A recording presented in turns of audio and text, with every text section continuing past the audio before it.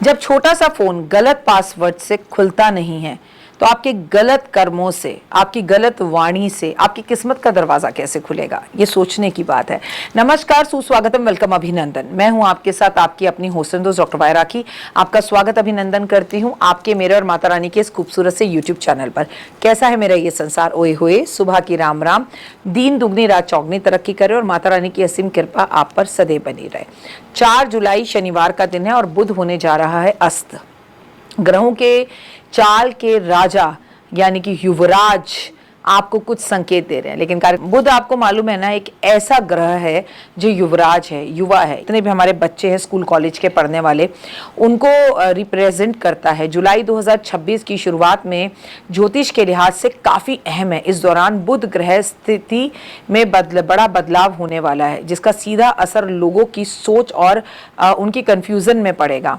वो कंफ्यूज रहेंगे, क्षमताएं ऐसी होंगी कि बस आनंद फानन में अपनी नौकरियां छोड़ देंगे, हमें नौकरी नहीं करनी। एहसास होगा लेकिन 2-4 हफ्ते बाद होगा, जब तक बात बिगड़ जाएगी। इसलिए तारीख समझ लीजिए और कोई भी डिसीजन लेने से पहले 10 बार सोचिएगा। खास बात यह है कि बदलाव कुछ राशियों के लिए चुनौती भरा साबित हो सकता है, इसलिए इस समय सावधानी बरतनी बेहद जरूरी है। ज्योतिष अनुसार जब बुध सूर्य के बेहद करीब आ जाता है तो उसकी ऊर्जा कमजोर पड़ जाती है। इस स्थिति में बुध अस्त कहलाते हैं। इस दौरान मानसिक भ्रम, गलतफहमियां और कामों में देरी होने जैसी समस्याओं का सामना हमें करना पड़ता है। क्या होता है बुध ग्रह का अस्त होना? जब कोई भी ग्रह सूर्य से अत्यधिक करीब हो जाता है तो उसकी चमक कम हो जाती है, उसकी पावर कम हो जाती है, तो वो प्रभाव में पड़ जाता है। बुध ग्रह बुद्धि का कारक है, तर्क का कारक है, संवाद का कारक है, व्यापार का कारक है। और जब ये वक्री होगा, ये वक्री भी होगा आगे, और अभी जब ये अस्त होगा तो इसका असर हमारे इकोनॉमिक्स पर पड़ेगा, हमारे बैंकों पर पड़ेगा, हमारे स्कूल पर पड़ेगा, हमारी एजेंसीज पर पड़ेगा, हमारी हेल्थ पर पड़ेगा और मौसम पर पड़ेगा। बड़े बड़े जो है मौसम के अंदर आंधी भरी तूफान चलना, बेवजह की बारिश होना, पेड़ों का गिरना, ये सब चीजें हमें देखने के लिए मिलेंगी। ऐसे में इसके अस्त होने पे व्यक्ति की सोचने समझने की क्षमता जो है वो थोड़ी कम हो जाती है और लोग बात समझे ना समझे पर गलत जरूर समझ लेते हैं। गलत फहमियों का से उनका तनाव बढ़ना शुरू हो जाता है। राजनीति में बुध का अस्त होना बड़े बड़े बदलाव लाएगा। आप देखेंगे कि जुलाई के महीने के अंदर कितनी पार्टियों में विलय हो गई या छोड़ के चली गई या कहीं ना कहीं राजनीति में लेकर काफी उथल पुथल है, कुछ भी इनमें से हो सकता है। अगर हम बात करें कन्या राशि की तो इस राशि के जातकों के लिए बुध ग्रह का अस्त होना काफी नुकसानदायक होगा। नौकरी करने वाले लोगों के लिए कार्यस्थल पर दबाव और विरोध का सामना करना पड़ सकता है। पॉलिटिक्स होगी आपके अगेंस्ट आपके ऑफिस में, इसलिए समय पर धैर्य और समझदारी से काम लें। जरूरत हो तो बोले, अन्यथा ना बोले। अदरवाइज मैं तो कहूंगी वर्क फ्रॉम होम कर लें। साथ में सेहत का भी ध्यान रखें, उसको लेकर सावधान रहें। किसी तरह की लापरवाही करने से आपको बचना होगा। रुके हुए कामों में बेवजह की चिंता बढ़ सकती है। बात वृश्चिक राशि, इस राशि के जातकों के लिए बुध ग्रह का अस्त होना थोड़ा कठिन समय ला सकता है। इस दौरान सेहत से जुड़ी परेशानियां सामने आ सकती हैं, पेट से जुड़ी परेशानियां सामने आ सकती हैं, स्किन से जुड़ी परेशानियां सामने आ सकती हैं। स्वास्थ्य का बेहद ज़्यादा ध्यान रखें और अचानक से कुछ खर्चा बढ़ सकता है जिससे आपका बजट डगमगा सकता है। व्यापार में निवेश के इस समय पर जल्दीबाजी में कोई फैसले ना ले, सोचे समझे परखें और उसके बाद किसी पर विश्वास करके उसके साथ व्यापार करें। मीन राशि की बात की जाए तो ज्योतिष शास्त्र के अनुसार बुध ग्रह का अस्त होना इस राशि के जातकों को बड़े बदलाव आपके जीवन में लेकर आएगा। जैसे आप फिर मतलब पे लड़ाई झगड़ा ना करें, कोर्ट कचहरी के फैसलों में ना फंसे, आपके पक्ष में ना आकर आपको निराशा दिला सकते हैं।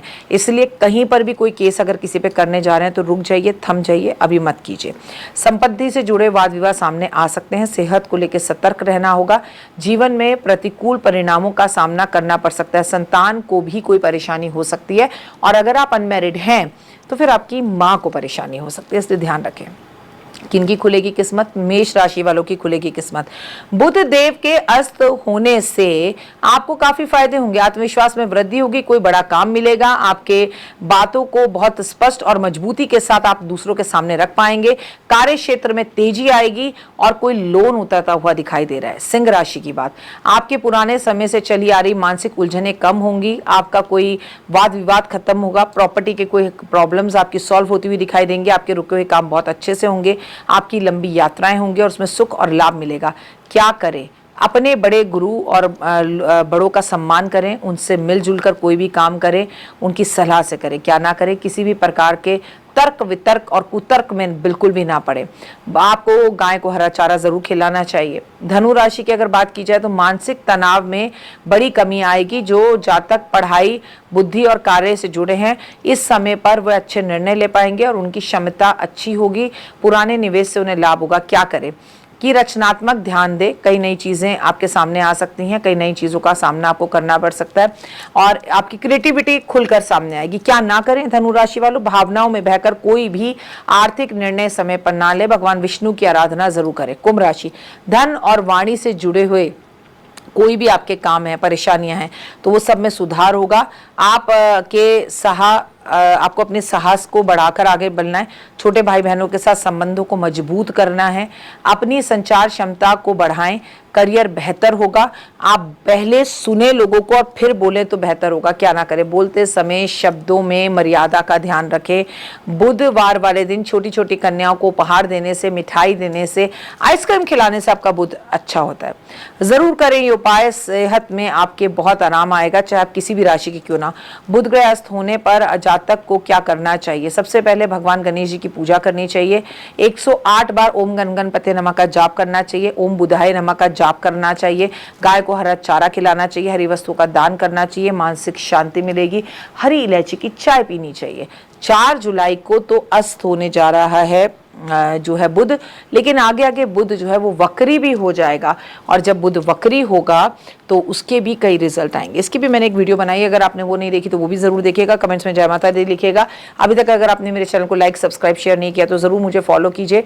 आप मुझे इंस्टाग्राम पर, फेसबुक पर, डॉक्टर वाई राखी यूट्यूब चैनल जिस पर आप मुझे देख रहे हैं, बिलीव इन कर्मा पर और 5 मिनट स्टोरी पर भी फॉलो जरूर करें। फिलहाल के लिए ओए होए, जय माता।